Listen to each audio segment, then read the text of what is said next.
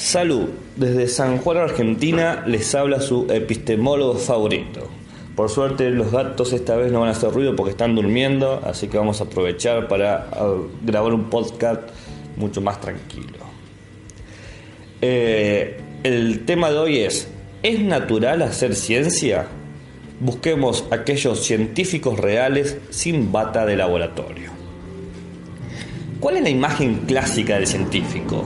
Vamos, que es la típica fotografía del hombre europeo de clase media caucásico en una bata trabajando en un laboratorio, con un microscopio y un bloc de notas, con un entorno extremadamente limpio y brillante, sin interrupciones y que cada día obtiene una porción más de, entre comillas, la verdad del mundo. Ahora, no voy a hacer siquiera hincapié en el problema de género en la práctica científica porque eso será para todo otro podcast. Pero sí quiero hacer hincapié en esta actitud científica que tenemos nosotros, esta imagen del científico y cómo debe ser o cómo es como persona. Por ejemplo, cuando en otro audio hablábamos de Galileo y de Brahe, señalábamos que su visión distinta del mundo, es decir, de cada una, el heliocentrista en Galileo y geocentrista en Brahe, se debía a cómo acomodaban sus datos empíricos, o sea, cómo interpretaban lo que veían, lo que escuchaban, lo que sentían, etc. Y también explicábamos que este orden se debía a cómo ellos estaban concibiendo a la ciencia. Allí una beta poética, según cómo se hace ciencia, el mundo se revela de tal o cual manera. Vale decir, lo conocemos de una forma específica. Aquí lo maravilloso es que nos imaginamos a Galileo en una bata del siglo XVI, con sus hojas de notas, observando por un telescopio a la luna y al sol, realizando sus excelentes dibujos que a la postre lo dejarían ciego por el intenso brillo de estos astros. Entonces, ¿Galileo solo así hizo ciencia? ¿O también hizo ciencia cuando publicó El Mensajero de las Estrellas de 1610, el primer tratado de observaciones astronómicas por telescopio, en el que se exponen todas sus observaciones del sistema solar y queda como el famoso enemigo de la filosofía escolástica? También hacía ciencia Galileo cuando estaba intercambiando cartas con Benedetto Castelli, un físico matemático que nació en 1577 y murió en 1643, que estaba dedicado al estudio del movimiento de los fluidos. Galileo también hacía ciencia cuando toma el cargo de el primer matemático de la Universidad de Pisa en 1610, en donde no tenía la obligación de dar clases ni de vivir en la institución. Vamos, que la pregunta se hace clara: ¿cuándo un científico hace ciencia? Porque de poder responderla podríamos decidir quién hace ciencia y quién no. Las consecuencias serían geniales. Les daríamos una buena receta a todos de cómo actuar, qué actitudes tomar, qué creer y qué pensar a cualquiera que esté dispuesto a hacer ciencia. Cuenta la leyenda que entre 1920 y 1960 esa era la tarea de los epistemólogos. Ellos tenían que dar por escrito las reglas para hacer ciencia y describir de una vez y para siempre cuáles eran las características de lo que es estrictamente científico. Es decir, que entre 1920 y 1960 surge la imagen del, entre comillas, científico del laboratorio. Es decir, que cualquier persona se convertía mágicamente en científico cuando entraba a un cuarto esterilizado y ponía sus ojos en el microscopio. La historia de las ciencias, por suerte, se ha ocupado de desmentir esta imagen ficticia y poner cada cosa en su lugar. Una cosa es promover el espíritu crítico y una disciplina de trabajo, por ejemplo, la necesidad de obtener pruebas de la hipótesis para obtener credibilidad en lo que se cree. Pero otra cosa es establecer cuál es la fórmula del éxito científico y que esta fórmula es una y solamente una.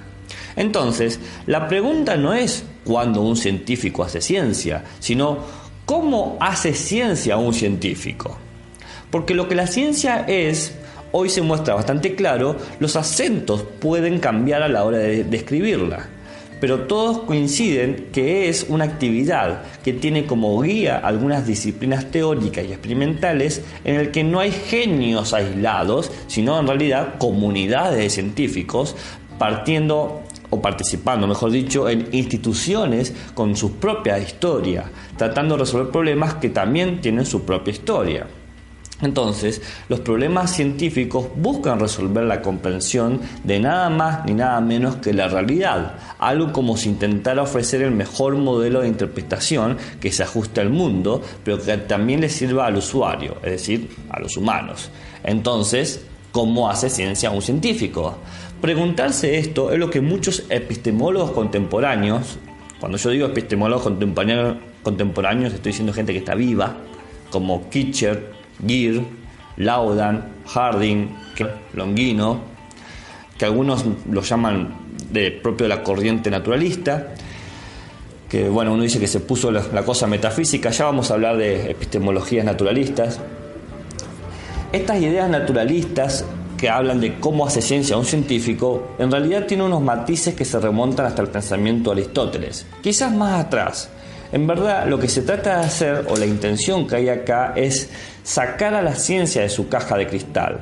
Esa imagen de que solo los hombres caucásicos de mediana edad hacen ciencia y que el único modelo de hacerlas es en el laboratorio con un bloc de notas. Cuando nos preguntamos cómo hace ciencia un científico, estamos aceptando que la ciencia es una producción humana y es 1000 veces más compleja que esta caricatura burda que nos enseñaron. Pero si quisiéramos simplificar para poder entrarlo en un podcast todo lo que es esta producción humana especial que es la ciencia, podríamos quizás señalar 7 notas, sí, 7, vamos a decir 7 porque suena mejor, 7 notas características. Primero, toda ciencia parte de lo que en epistemología se llama un realismo fuerte. ¿Qué es el realismo fuerte? Es aquella concepción de que la realidad es independiente del humano, es decir, lo que es real va a existir, exista o no el humano. Y esta independencia puede tener articulaciones y estructuras específicas que son indiferentes a todas nuestras creencias y a todos nuestros sentimientos. Básicamente, al mundo no le importan nuestros problemas, no solo porque nuestra vida es breve, maravillosa, pero breve, sino porque el universo está en una constante mutación. 2. Toda ciencia busca la mayor conformidad posible, es decir, buscan el mejor ajuste, el mejor acercamiento, el mejor encuentro, la mejor relación, la mejor similitud, o como le gusten llamar, entre la teoría científica, el modelo epistemológico, dicen los filósofos, y la realidad, es decir, los fenómenos. 3. Toda ciencia trabaja con lo que se llaman mapas cognitivos. Mapas cognitivos. ¿Qué son? Son diagramas, son parámetros específicos que se buscan acomodar a un territorio particular de la realidad. Por ejemplo, la ubicación geográfica de la biología sería la vida, y sus parámetros de estudio son el origen de la vida, la evolución de la vida, la reproducción de la vida, la nutrición de la vida y un largo, etcétera. Todos estos parámetros dentro de esta ubicación geográfica buscan conformar un mapa cognitivo que logre generar esta relación entre la teoría y la realidad. 4. Toda ciencia busca obtener la mayor cantidad de verdades significativas, es decir, una verdad que no sea banal. Por ejemplo, una verdad banal es que orgánico puede ser un sinónimo de lo vivo, sino una verdad que sirva para resolver un problema específico. Por ejemplo, ¿cuál es el origen de la vida? ¿Cuál fue la primera especie con alas? ¿Qué regula el mecanismo de la evolución? 5.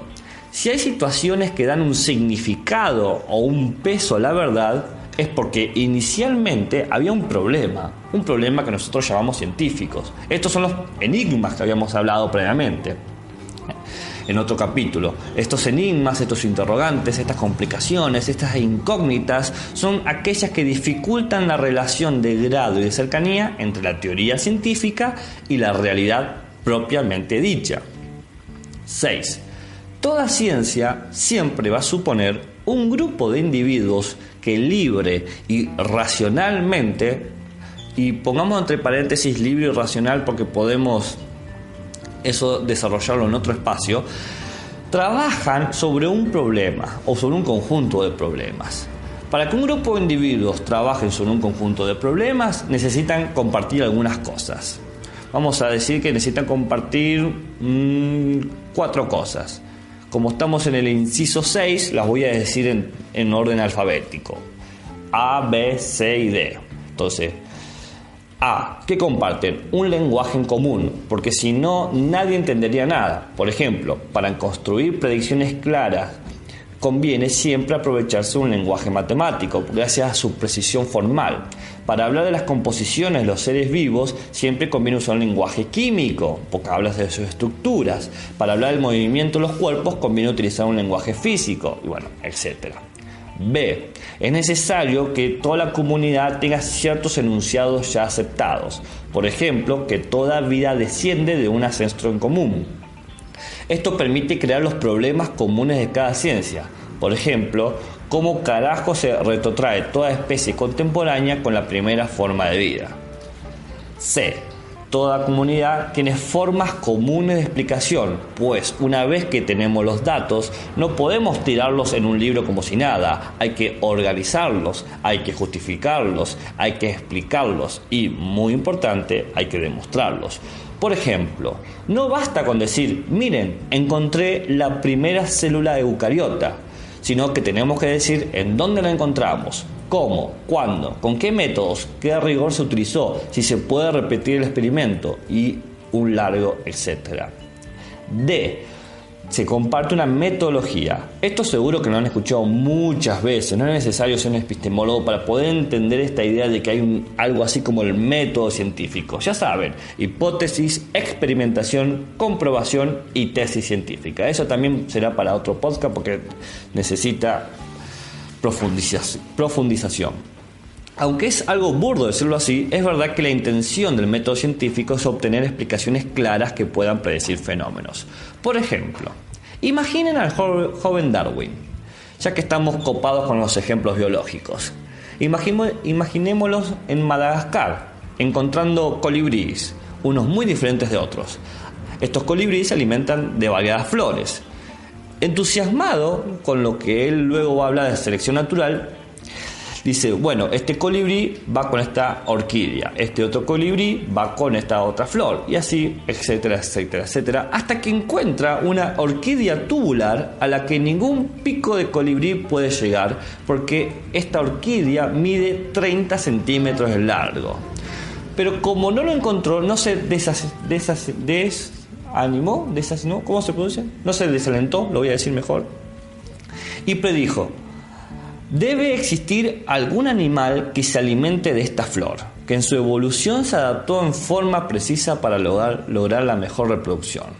Claro, él cuando lo escribió en 1862 no se encontró ningún animal, ningún ser vivo que pueda vivir de esta orquídea. Pero 40 años después, en 1903, se encontró una polilla con una espiritrompa, o sea, como una trompita de las mariposas, y que tenía la extensión necesaria para alimentarse exclusivamente de esa planta. Ahí, con el método científico, hipótesis, experimentación, comprobación y tesis, se da una fuerza que permite demostrar la veracidad de la teoría de la evolución. Entonces ahí tenemos que todo grupo de individuos comparte cierto conjunto de cosas: lenguaje común, un conjunto de enunciados, una forma de explicar y una metodología. Ahora vamos al punto número 7. Toda ciencia trabaja con lo que bien podríamos llamar un estándar de racionalidad. Es lo que sirve para decirnos que no hagamos ni tantas locuras, pero que tampoco hagamos cosas odiosas. La racionalidad científica no es la lógica pura, es simplemente una petición de claridad y comunidad. No se puede justificar algo con "es lo que creo y listo". Darwin no podía ir por la vida diciendo "el que no cree en la evolución que se extinga". sino que ofrecía pruebas de sus hipótesis, como la que acabamos de mencionar. Porque como no tiene sentido pelearse con alguien obsecuente, tampoco tiene sentido exigirle a alguien que sea 100% lógico. El estándar de racionalidad es la comprensión de que hasta un sueño, un problema financiero, un anhelo de trabajar puede promover a la obtención de verdades científicas significantes. ¿Significativas para quién? Para todos, porque lo maravilloso de las ciencias es que buscan ofrecer la mayor cercanía con un mundo al que les somos indiferentes. Y eso, queridos amigos, es un pensamiento filosófico puro. La petición de, ser racional es también estar un poco locos, porque si no le obligamos al mundo a ser como queremos y no a conocerlos tal cual es la honestidad intelectual de la que tanto hablan los filósofos. Una ciencia que naturalizamos, es decir, una ciencia que la sacamos de esa caja de cristal en la que en la década del 60 se había puesto, es aquella que sabe que hacer ciencia no es quedarse con la bata, sino que hacer ciencia es llevarla a todos lados, a las conversaciones de pasillo, a los viajes de vacaciones, a los cafés, a los bares y sí, lamentablemente, hasta los departamentos burocráticos.